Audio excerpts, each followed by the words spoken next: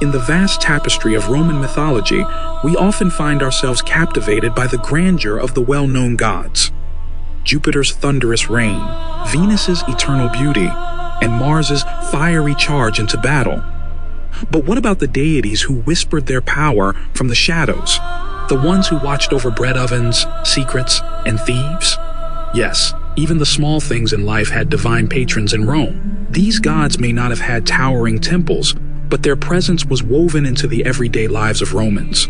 From nocturnal thunderstorms to the flour dust of a bustling bakery, their stories are as unique as they are revealing. So, let's take another dive into the lesser-known figures of Roman mythology, where bread rises, secrets stay hidden, and even thieves have a patron saint. In a society where bread was literally the staff of life, Fornax, the goddess of bread ovens, was a critical deity. Honored during the Fornacalia festival, she ensured that every loaf came out golden and perfect, because nothing ruins a day quite like burnt bread. Romans relied on her favor to make sure their food supply was steady and that their daily bread was not just edible, but blessed by the divine. The Fornacalia was a festival that brought the community together, with Romans baking loaves as offerings to Fornax. The idea was simple: if you want good bread, keep the goddess happy. And in a time when a bad harvest or a broken oven could mean famine, Fornax held a very real power over life and death. The myths surrounding her aren't as elaborate as those of Jupiter or Juno, but her influence was felt in every home. Every time someone opened an oven, they probably said a quick prayer to Fornax. After all, even the mightiest gods had to eat. Goddess Angerona is one of the more mysterious goddesses in the Roman pantheon, depicted with her mouth sealed or bound, symbolizing the power of silence. Her domain? Secrets, particularly those that needed to be kept for the good of Rome. Think of her as the divine keeper of state secrets, ensuring that crucial information stayed hidden during times of war or political tension. In a city like Rome, where intrigue ran rampant, Goddess Angerona's role was vital. Her festival, the Divalia or Goddess Angeronalia, was held on December 21st, and sacrifices were made to her to ward off sorrow and to protect Rome's hidden truths. Goddess Angerona was often invoked when silence was necessary to protect lives or the stability of the state. It's ironic, really. A goddess of silence worshipped with loud, public rituals. But that's Rome for you. A place where even silence had to make a statement. Summanus, the god of nocturnal thunder and lightning, may not be as well known as his daytime counterpart, Jupiter, but he was a deity to be reckoned with. Summanus ruled the stormy skies after dark, and while Jupiter's lightning bolts were associated with divine justice, Summanus's nighttime strikes were often seen as omens of doom. You know how unsettling a nighttime thunderstorm can be? Imagine if you believed the thunder was coming from a god with a score to settle. Romans feared Summanus, and though little is recorded about his myths, his temple was located near the Circus Maximus. Offerings of round cakes called summinalia were made to appease him and prevent his wrath from striking in the dead of night.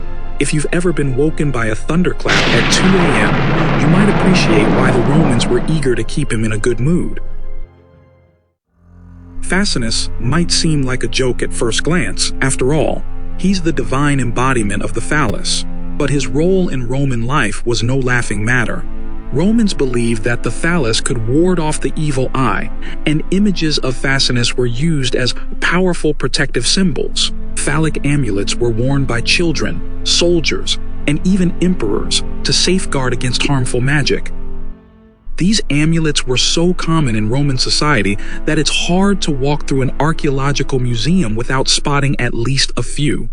They served as a reminder that, in Roman eyes, power didn't just come from the gods of war or the heavens. Sometimes, it came from a well-placed symbol of fertility and protection. The fact that a society known for its Stoic philosophers also revered a god like Fascinus shows just how complex Roman beliefs could be. And hey, if it worked, who's complaining? Laverna, the goddess of thieves, con artists, and dishonest merchants, might seem like an odd figure to worship. After all, shouldn't a society be rooting for honesty? But in Rome, Even the darker sides of human nature had their divine protectors. Laverna wasn't just a goddess who aided thieves. She was also invoked by those who wanted to avoid detection after committing crimes. Talk about moral flexibility. Myths about Laverna portray her as a shadowy figure who could help you pull off a scam, or help you escape justice. Her dual nature reflected the reality of Roman life, where trade, politics, and crime often intertwined. Romans would sometimes make secret sacrifices to her, asking for her favor in shady dealings.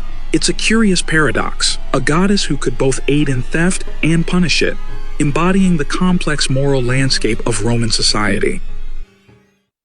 Velupta, the daughter of Cupid and Psyche, was the goddess of sensual pleasure, and her influence over lovers was as enticing as her parentage might suggest. In a society that placed great importance on family and reproduction, Velupta represented the joy and pleasure that could be found in love and intimacy. She didn't just embody physical pleasure, though. She was also seen as a goddess who brought emotional and spiritual satisfaction in relationships. Myths about Velupta often highlight her role in the stories of lovers, where she would either bless a couple with happiness or, in some cases, withdraw her favor, leaving relationships in turmoil.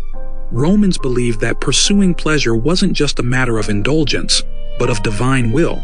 Velupta's presence in their mythology reflects a culture that understood the importance of balance between duty and pleasure, between the needs of the state and the desires of the heart.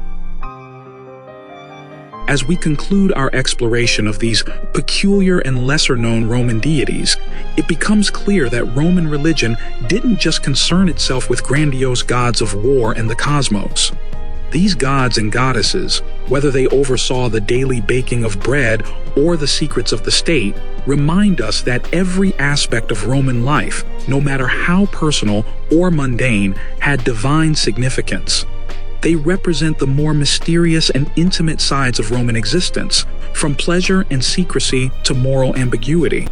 In Rome, even the whispers of the night or the flicker of sensuality were tied to the gods, weaving the sacred into every corner of human experience.